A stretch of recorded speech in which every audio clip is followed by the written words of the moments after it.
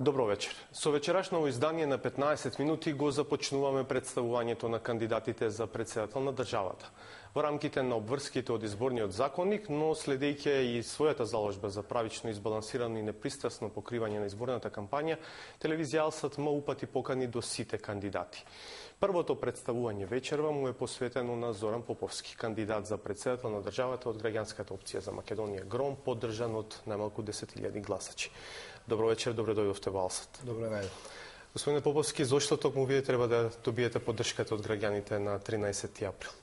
Па, јас би почнал со ова што на крај го најавивте, значи таа поддршка што ја добив од 10.000 точно и 600 наши гласачи кои што за рекордно кратко време ги собраа подписите, нивната структура која што представува практично етничко огледало на Република Македонија, фактор што граѓанската опција за Македонија е мултиетничка партија која што во своите редови има припадници на сите етнички заедници во Македонија.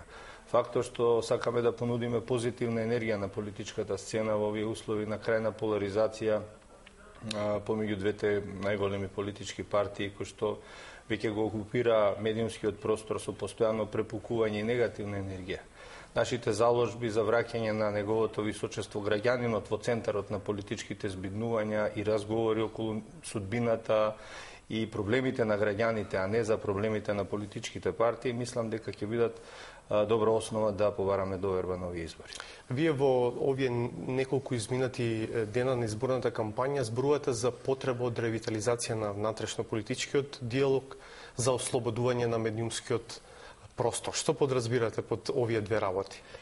Прво сакам малку да се навратам. Мојот општествен ангажман започнува конкретно 80-тите години како член на последното претседателство на младини на Македонија. Во тогаш еднопартискиот систем ние успеавме да го пробиеме млад борец кој што беше навистина откритие на медиумската сцена. Тој беше надвор од линијата на тогаш единствената партија. И имавме чувство дека некако имаше повеќе демократи. Денеска, после 23 години независност, моето чувство е дека се уште граѓаните се плашат од власта, дека државните институции не се во служба на интересите на граѓаните, дека медиумите се воглавно се бават со некакви негативни да речам состојби во државата и сето тоа ми дава за право да кажам дека нивото на демократизација на Македонија во овие изминати години од незината независност не го постигна посакуваното ниво. Значи тоа се да речам секојдневни обсервации кои што ја едноставно не само јас, туку тоа претпоставувам дека го чувствуваат и граѓаните. Да, нема елементарен политички диалог меѓу релевантните политички субјекти во државата. Да, и стана пракса кога ќе достигне кулминација тоа недоразбирање, да ги повикуваме меѓународните фактори, представници на меѓународната заедница и како мали деца да не помируваат. Мислам дека тоа за оваа држава не е добро. Мислам дека на таков начин го руинираме достоинството и на државата и на институциите на системот. Затоа каква би била вашата улога во сето тоа? Значи, јас би сакал, уште на почетокот да кажам, многу прагматично гледам на овие работи. Јас би сакал да понудам на представници и на опозицијата и на опозицијата места во кабинетот, за да уште таму создаваме услови за политички диалог. Независно од недоразбирањето. Да таму се обидеме да ги поставиме тие основни постулати на некакви консензуси околу клучните прашања во Република Македонија. И мислам дека ќе биде важно да мојата позиција како претседател биде крајно неутрална. Нити да бидам некаква марионета на власта, нити продолжена рака на опозицијата, туку во име на граѓаните да се обидам да го модерирам тој политички диалог кој што во моментот недостасува. Во вашите настапи зборувате за политички затвореници во Македонија, за политички монтирани судски процеси. Може ли да бидете малку поконкретен на кого мислите, на кои процеси конкретно мислите? Значи, времето на апсење на одредени јавни личности кои што беа дел од медиумскиот простор, дел од политичкиот живот во Република Македонија, кореспондираше со одредени активности кои што во моментот се случува на политичката сцена. Не можеме да се отргнеме од впечатокот дека за тие судски процеси стои политика. Понатаму апсењето на новинарот Кежаровски, мислам дека исто така можеме да го вброиме во таа група на политички процеси каде што Мислам дека аргументите не се единствената причина зошто тие процеси се уште или не се затворени, или останува тој впечаток дека имало нешто друго за тие судски одлуки. Со закон е ограничено уставното право на председателот да помилува, да аболира. Сепак, ако до вас стигне таква иницијатива, имате ли намера да го користите и тоа право? Апсолутно да. Јас веќе во моите јавни настапи свесен дека тоа право е укинато. Мислам дека со оглед на надлежностите кои што ги има председателот на државата, мора да се дадат некои други механизми за да може да го амортизира влијанието на извршната власт. Значи, мислам дека доколку му се и понатаму му се одзема овој механизам, дека не е исклучено да во Македонија заживе една автократска управа која што не е добра за демократијата. Велите дека како партија дека сакате етничките прашања да не се решаваат по принципот на преговори, туку по принцип на разговори. Што значи тоа? Видете, јас скоро цел живот живеам во мешана средина.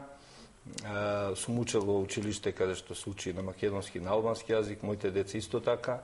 И додека работев како државен секретар во Министерството, додека практично управував со администрацијата, тоа го покажував на дело. И знаете, многу е тешко да се понесе тоа време на одговорност, кога се сеќавам во едно средно училиште, каде што родителите бара отварање на уште 2 паралелки на албански јазик, кога постоеше некаква тензија, како да некој треба да им го даде тоа право за да влезат и да учат децата.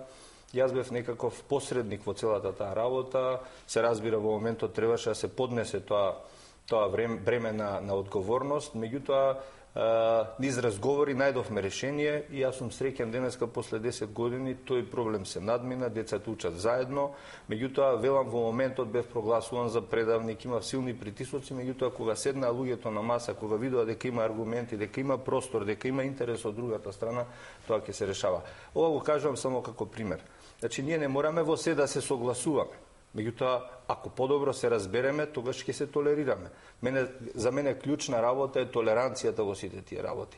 Да не мора стално да лицитираме со националните чувства на едните и на другите и да имаме чувство како некој да дава повеќе него што треба, а некој да зима повеќе него што треба. Така што таа атмосфера ние имаме во Гром, затоа што подпредседател на нашата партија е една прекрасна млада албанка професорка која што навистина е пример како сето тоа може да функционира и во извршниот одбор имаме исто така представници од сите заедници и сето тоа сакаме да го развиеме како модел кој што потоа само ќе го транспонираме во реалноста, во политичката реалност. Една од реалните ингеренции на шефот на државата според уставот е правото на така наречено суспензивно вето. Право да не подпише указ за прогласување на одреден закон донесен во собранието, што би значило дека тој закон се враќа на повторно разгледување кај пратениците. Се уште актуелниот шеф на државата ниеднаш не го искористи тоа свое право во изминатите 5 години. Како вие ќе се поставите кон таа уставна ингеренција? Јас го почувствував тој на своја кожа затоа што бев еден од организаторите на незадоволството на универзитетските професори кога брутално се носеше законот за високо образование без јавна дебата. И тогаш се обративме кон актуелниот председател како на наш колега пред се, а потоа како председател на државата, меѓутоа тој не најде за потребно ни да се сретне со нас, а камоли да подпише таков указ со кој што ќе го суспендира донесувањето на законот. Јас тоа многу често го кажам. Иако надлежностите на председателот, уставните надлежности се ограничени, моето главно оружје ќе биде пенкалото. Секогаш кога ќе забележам дека со некој закон се нарушуваат основните човекови права или па колективните права на заедниците или на одредени целни групи, со огромно задоволство нема да ги подпишувам указите и ќе најдам начин како да ја сензибилизирам јавноста, затоа што јас сум свесен дека во повторена процедура можно е тоа да се направи без подпишување на тој указ, меѓутоа барем јавноста ќе биде запознаена со сето она што може да се да го предизвика како негативна последица, да речеме безмилосно трошење јавни пари за работи за кои што сметам дека не е тоа неопходно. Значи, законот за извршување на буџетот, законот за буџетот, значи, од такви некои работи во кои што председателот нема директна надлежност, па до работи во сегментите на образование, здравство, култура и така натаму. Така што, пак ќе кажам, иако Претседателот нема големи надлежности, јас би сакал да ја играм таа улога на мегафон на граѓаните, а тоа ќе го правам покрај другото и со искористување на тоа суспензивно право. За прашањето за името. Велите нема отстапување од уставното име и од идентитетот, доста компромиси се направени.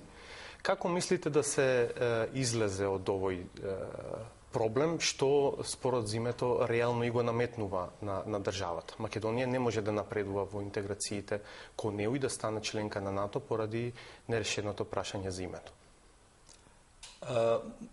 Соседите не можеме да ги бираме. Тие се тие и ние имаме две варијанти. Едната е да правиме зидови, а другата е да почнеме цивилизирано да комуницираме. За жал, кога зборуваме за односите со Република Грција, скоро без исклучок на прво место го ставаме името и на се друго забораваме. Значи, моја цел ќе биде да развиваме една нормална комуникација помеѓу граѓаните во различни сегменти од животот, култура, спорт, уметност и така натаму. Еве за некој месец доаѓа грчката репрезентација во ракомет во Скопје. Ајде да почнеме поинаку да се однесуваме, да ги истретираме како вистински домаќини, да не правиме никакви инциденти, да не свиркуваме нивната химна која ќе се интонира. Мислам дека со такви мали чекори ќе почнеме да го подигнуваме ниво на доверба помеѓу граѓаните на двете држави и откако тоа го направиме на еден рок среден од неколку години, ќе видите дека името ќе стане ирелевантно, ќе стане абсурдно. Впрочем, пред некој ден и поранешниот генерален секретар на НАТО, господинот Джордж Роберсон, во една своја изјава отворено кажа дека он не го разбира прашањето, проблемот со името го доживува како нешто абсурдно, дури и глупаво, и смета дека Република Македонија без друго треба час поскоро да биде дел од НАТО, како што и ние пред 2-3 недели иницииравме брз прием на Република Македонија во НАТО заради состојбите во регионот. Така што, велам, со едни такви активности ќе можеме да го релативизираме. Понатаму исто така мора да престанеме со провокации, мора да ја заборавиме историјата, мора повеќе да зборуваме за сегашноста и днината и на таков начин ќе оставиме впечаток дека од оваа страна има добра волја да се најде решение. Исто така пресудата на Меѓународниот суд во Хаг ни дава за право да побараме од меѓународната заедница да си ги почитува барем своите институции. Што се вашите проценки? Има ли атмосфера и услови за фер и демократска претседателска изборна трка? Фактот што одамна нема попис во Македонија остава простор за одредени, да речам, сомнежи во веродостојноста на избирачкиот список. Исто така јас се сомневам во постоење на фантомски гласачи. Значи тоа се докажа на многумина луѓе на иста адреса. Сето тоа мислам дека остава еден впечаток. Меѓутоа, генерално мислам дека тоа се работи кои што не можат во суштина да влијаат сериозно на конечниот резултат на изборите. Медиумскиот простор исто така е релативно ограничен за вонпарламентарните партии, затоа што така предвидува изборниот законник. И ние практично многу тешко се пробиваме во јавниот сервис, каде што без друго треба да имаме малку повеќе простор. Добро, овие се третинки што се одредени во изборниот законник, вас не ве покриваат? Па не покриваат, ама јас ќе ви дам еден пример. Значи, МТВ, Собранискиот канал, одвојува околу 180 минути дневно за сите кандидати, од кои што актуелниот претседател има 90 на минути, кандидатот на опозицијата 70 на минути, кандидатот на ДПА 24 минути, а 10 минути, како вон парламентарна партија.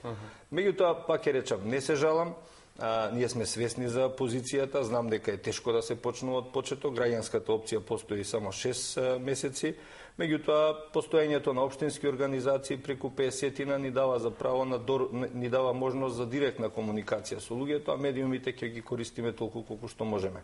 Генерално, мислам дека треба да очекуваме во разговорите со представникот на ОПСЕ во Македонија, господин Таренс, пред 2 недели разговаравме, и јас му кажав дека генерално мислам дека можеме да очекуваме коректни избори. Дали ќе биде добре фер? И само кратко, што за вас ќе биде успех, задоволителен резултат на овие избори?